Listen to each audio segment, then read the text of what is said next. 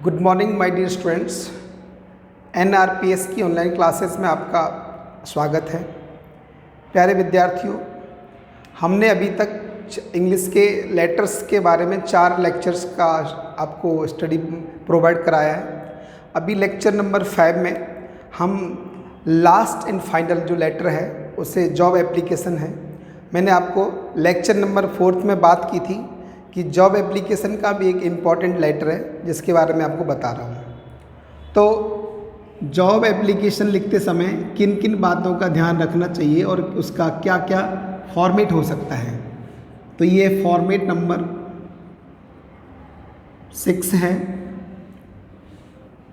Job application यानी नौकरी के लिए आवेदन पत्र है।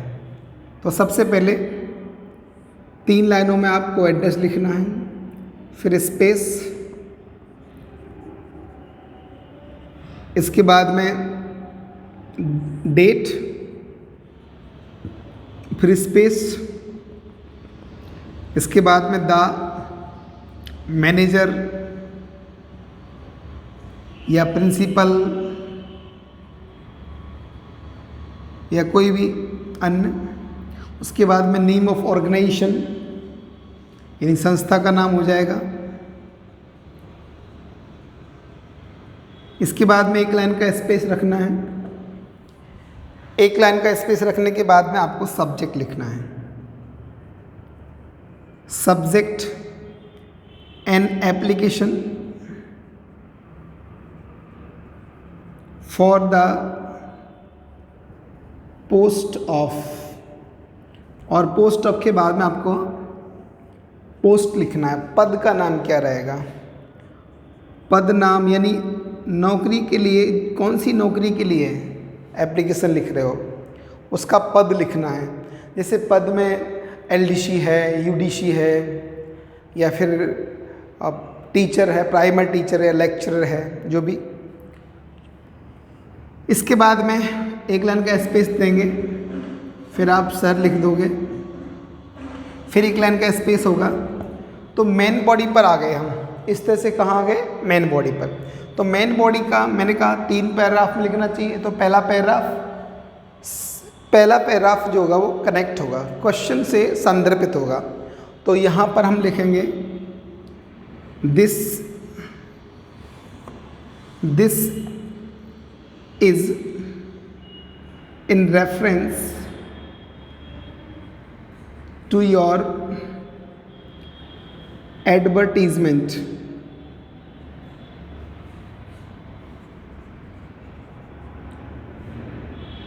in the Times of India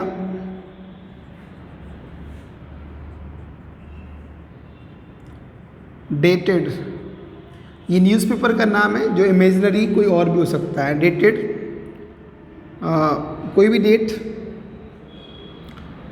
about the post of, या वही पद नाम लिखना है।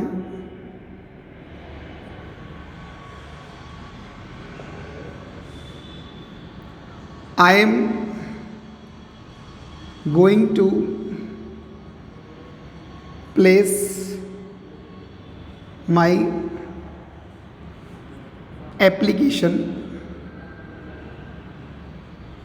For the same post. ये पहला पैराग्राफ रहेगा।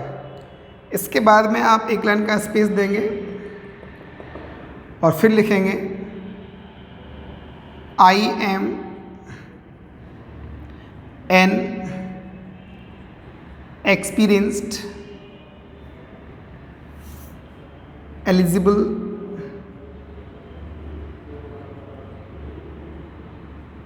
and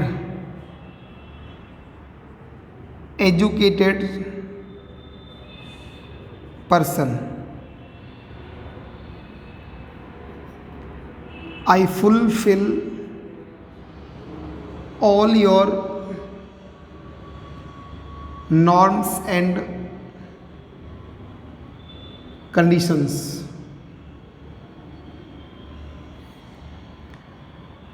If I am given an opportunity, I shall do my best for the development of your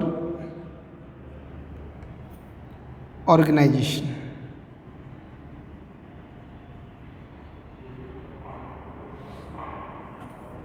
ये सेकंड पैराग्राफ होगा जिसमें आप अपने बारे में बता रहे हो, ओके। और इसके बाद थर्ड पैराग्राफ होगा, I request you to give me an opportunity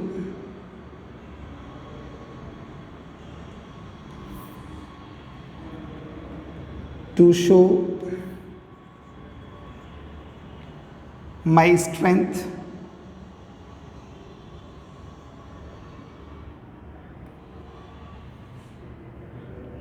I am enclosing my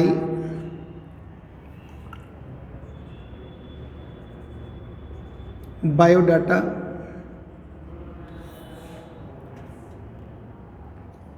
as followings. इसके बाद आपको अपना एक बायोडाटा लिखना है।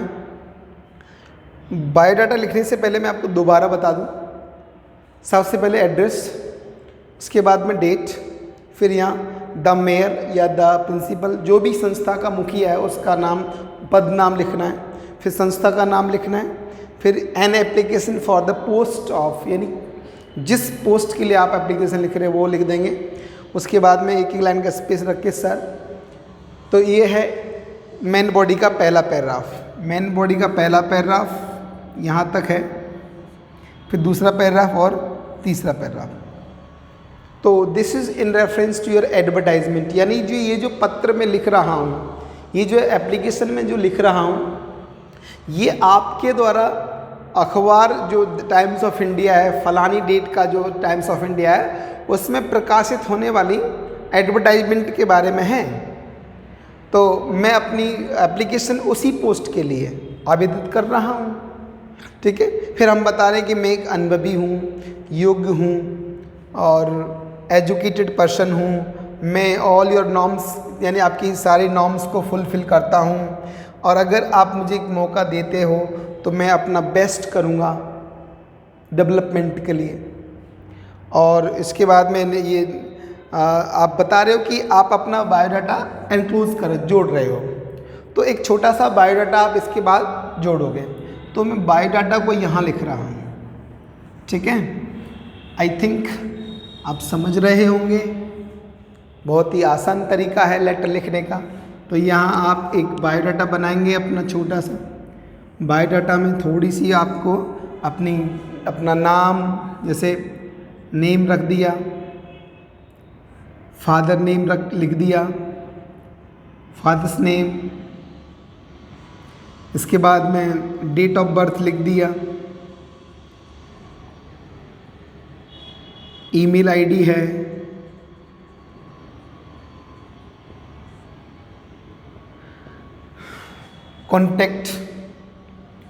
कॉन्टैक्ट नंबर भी लिख सकते हैं।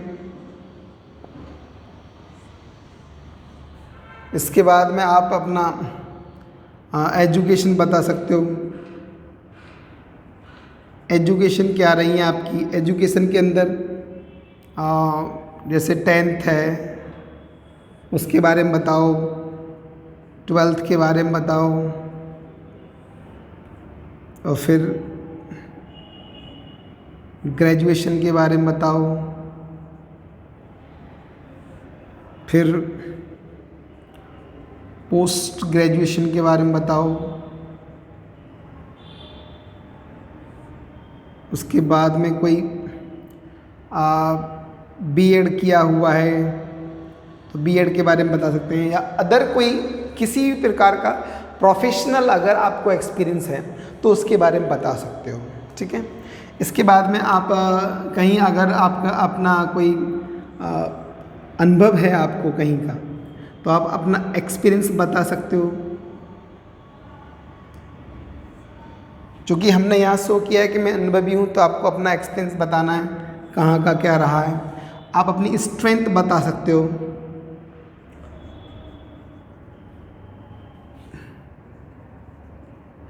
स्ट्रेंथ बता सकते हो, आपकी स्किल्स बता सकते हो। इस तरह से आप ये लिख सकते हो।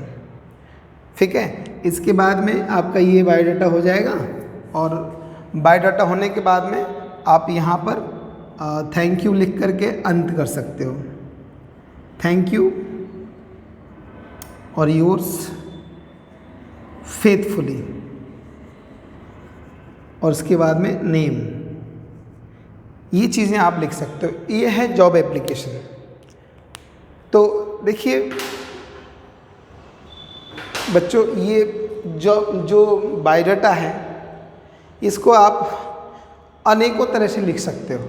ठीक है, यहाँ मैंने बहुत ही सीधा सा, जैसे 12th स्टैंडर्ड के आधार पर लिखा है, बहुत ही छोटा सा है और बहुत ही आपको पूरे नंबर मिलेंगे अगर आप इसको ऐसे के ऐसे लिख देते हो तो। ठीक है, तो मैं दोबारा से समझा दूँ। इधर जो पार्ट थे उसके बाद ये मेन बॉडी थी, मेन बॉडी के बाद ये बायोडाटा है। तो जॉब एप्लीकेशन को मैंने लगभग ऑलमोस्ट 90% जो है जॉब एप्लीकेशन का फॉर्मेट कम्प्लीटली आपको फिल करना है। थोड़ी बहुत फिलिंग है जो आप फिल कर सकते हो, आराम से कर सकते हो, इसमें कोई दिक्कत आपको नहीं आएगी। ठीक है, और इसके बाद में आपको बताऊंगा कि जॉब एप्लीकेशन से संबंधित क्या क्या क्वेश्चंस बनते हैं।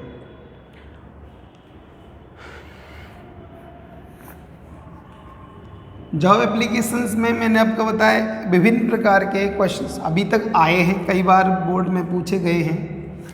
तो आप देखिए,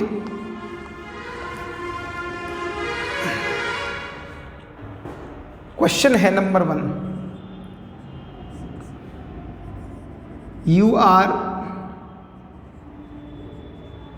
Rakesh oblique Rabina living at 150A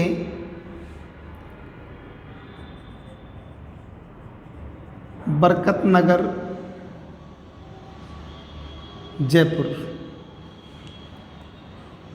You read an advertisement in the Dainik Bhaskar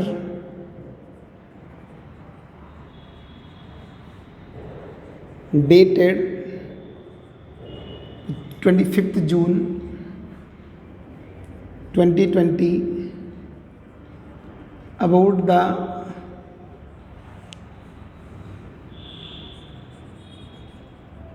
requirement of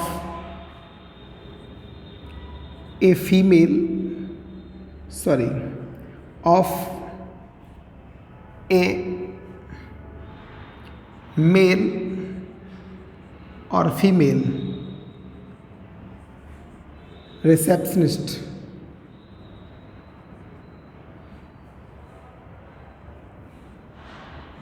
for hotel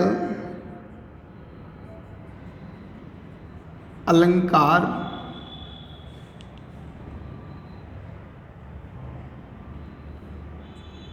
near Sindhi Camp bus stand Jaipur।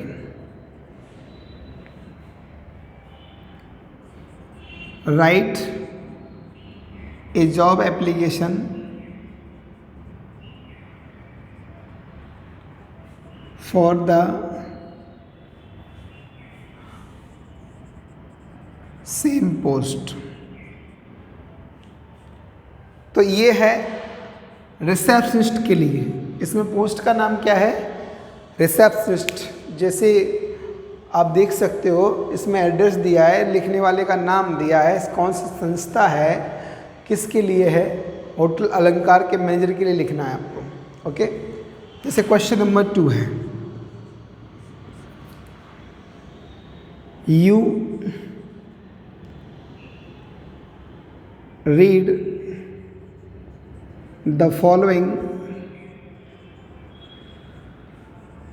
Advertisement in the Rajasthan पत्रिका।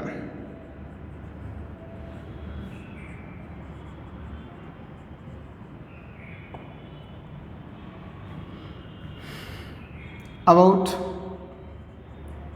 The vacancy of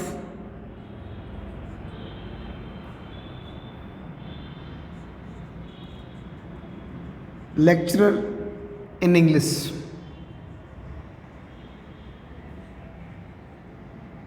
for Rawat Senior Secondary School,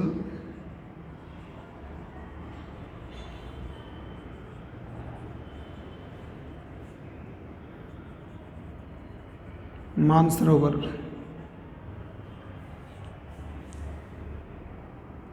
Jaipur. Write an application to the principal of your school, of the school, placing your candidature for the same post। तो प्यारे बच्चों, ये 2 question हैं, आप इनको हल कर सकते हो, आप इनको सॉल्व कर सकते हो घर पे बैठ करके, आपको किसी प्रकार की कोई प्रॉब्लम नहीं होगी। इसमें आपने देखा फीमेल रिसेप्शनिस्ट के लिए था ये लेटर, और यहाँ पर जो पोस्ट का नाम है वो है lecturer in physics, sorry in English का लेक्चर पोस्ट का नाम है ये। तो बहुत आसानी से लिख सकते हो। जैसे मान लो आपको ये क्वेश्चन सॉल्व करना है, ठीक है, तो ये क्वेश्चन एक क्वेश्चन मैं आपको सॉल्व करके बता सकता हूँ। तो सपोज़ करिए आप कोई भी एक क्वेश्चन आप ले लीजिए। जैसे मान लो मैं ये ले लूँगा, ठीक है, अब ये लूँगा तो मुझे पता है इसको लिखने वाला कौन है, राकेश या रबीना। अब इसका एड्रेस क्या है, एड्रेस 150A बरकत नगर जयपुर है। इसके बाद डेट आप इमेजिनरी रख सकते हो, काल्पनिक डेट रख सकते हो। एडवर्टाइजमेंट किस में आया था, दैनिक भास्कर में आया था। कब आया था, 25 जून को आया था। तो किसके लिए आया था, रिसेप्शनिस्ट की। तो सारी चीज़ें आपको इसमें अवेलेबल हैं, बस आपको थोड़ा अपना एकेडमिक नॉलेज आपको बताना है। आपने 10th 12th ग्रेजुएशन या पोस्ट ग्रेजुएशन क्या आपका स्कोर रहा है, क्या आपकी अचीवमेंट्स रही हैं, कितनी परसेंटेज आई है, कौन से बोर्ड से किए, कौन से ईयर में किए, आदि चीज़ों को आप बता सकते हो। तो इस तरह से बहुत आसान रहेगा लिखना आपके लिए, ठीक है। इसमें भी यही है, जैसे मान लो आपको ये क्वेश्चन हल करना है, मैं आपको बता देता हूँ इस क्वेश्चन को आपको सॉल्व करना है। तो सबसे पहले फॉर्मेट के अकॉर्डिंग चलते हैं, ठीक है। सबसे पहले क्या लिखना है बताओ, सबसे पहले हमको लिखना है एड्रेस। ओके, यहाँ से शुरू करता हूँ। एड्रेस क्या है, 150A, ये है प्लॉट नंबर। कॉलोनी का नाम है बरकत नगर, बरकत नगर। सिटी कौन सी है, जयपुर, ठीक है। ध्यान रखिए ये चीज़ें एक लाइन से सीधे होनी चाहिए यहाँ से। जैसे 150 यानी एक का जो है वो बी और एक सीधी में आनी चाहिए। इधर जयपुर का जे और बरकत का बी वो एक सीधी में आनी चाहिए। सीधा लिखना बहुत ज़रूरी है, इसमें साफ सुथरा और सीधा लिखना चाहिए। फिर हमने एक लाइन का स्पेस रख दिया और हमने डेट लिख दी आज, मान लो हमने लिख दी 26 जून लिख दी, 26 जून 2020। ओके, तो ये पहला पार्ट हो गया। फिर हमने एक लाइन की दूरी रख दी और हमने लिखना है, किसको लिखना है, मैनेजर को लिखना है। तो द मैनेजर होटल अलंकार, कौन सी है भैया, होटल अलंकार, और एड्रेस क्या है इसका, near Sindhi camp bus stand, near Sindhi camp bus stand Jaipur. तो ये बहुत आसान है लिखना। एड्रेस हो गया और उसके बाद में एड्रेस ऑफ द एड्रेस ही हो गया। उसके बाद में आपको क्या करना है, सब्जेक्ट लिखना है। तो सब्जेक्ट लिखो, सब्जेक्ट में an application for the post of receptionist. इसके बाद में एक लाइन का स्पेस, फिर आपको सर लिखना है और उसके बाद में आपको this is in reference to your advertisement in the, कौन से न्यूज़पेपर में है, Dainik Bhaskar, in the Dainik Bhaskar.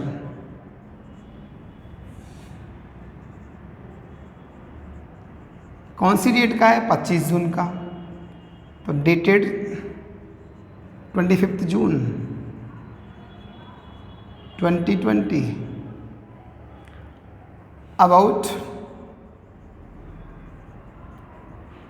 The requirement of receptionist. Okay, इसके बाद आपको लाइन लिखनी है, I wish to place my application for the same post. तो ये था पहला पैराग्राफ। पहला पैराग्राफ लिखने के बाद में आप आइए second paragraph, I am an educated eligible and experienced person. आप इस तरह से इसको आगे बढ़ा सकते हो। आई fulfill all your norms and conditions. If I am given an opportunity, I shall do my best for the development of। इसके बाद मैं इधर से लिखूंगा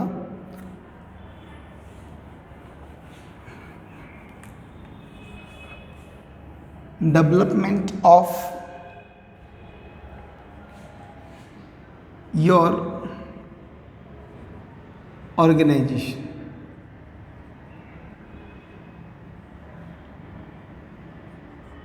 I am enclosing my biodata as followings. Okay, इसके बाद आप बायोडाटा बना सकते हो। और बायोडाटा में सबसे पहले आप पर्सनल डिटेल्स लिखेंगे। पर्सनल डिटेल्स के बाद में आप अपनी एजुकेशन क्वालिफ़िकेशन बताएंगे, और एजुकेशन क्वालिफ़िकेशन के बाद में आप अपना एक्सपीरियंस बताइए। वर्क एक्सपीरियंस कह सकते हैं इसे। वर्क एक्सपीरियंस एक तो आपने ऑलरेडी कहीं किया हुआ हो या आप प्रेजेंट में कहीं कर रहे हो, दोनों के हिसाब से जिस संस्था में आप काम कर रहे हो उसके बारे में आपको बताना होता है। और इसके अलावा आप अपनी स्ट्रेंथ, अपनी पावर, अपनी स्किल्स को शो कर सकते हो। तो इस तरह से जॉब एप्लीकेशन लिखे जाते हैं। आप इसको और भी आगे yourself, you can do it yourself, अपने आप आगे बढ़ा सकते हो। तो बहुत ही आसानी से पत्र लिख सकते हैं। उम्मीद करता हूँ आपको सभी प्रकार के फॉर्मेट्स समझ में आए होंगे। आप सारे के सारे फॉर्मेट्स को आप बाय हार्ट अपने दिल में कंठस्थ करेंगे, याद करेंगे, खुद और भी बेहतर लिख सकते हैं इस लैंग्वेज को समझ करके। ये दिस इज द बेसिस, ये आधार है। इस आधार पर पत्र लिख सकते हो। इसी प्रकार की लैंग्वेज आप अच्छी अपनी भी बना सकते हो। The students who belongs to meritorious category, वे बच्चे जो बहुत अच्छे नंबर लाना चाहते हैं, 100 आउट ऑफ 100 लाना चाहते हैं, वो अपना खुद का लिख सकते हैं। इससे भी बेहतर लिख सकते हैं, ऐसा नहीं है। लेकिन ये भी अपने आप में एक बेस्ट क्वालिटी है। तो मैं इसी के साथ साथ में आपको लेटर्स का जो पूरा टारगेट है वो कंप्लीट करता हूँ। उम्मीद करता हूँ कि आपको बहुत अच्छा समझ आया होगा। थैंक यू, धन्यवाद।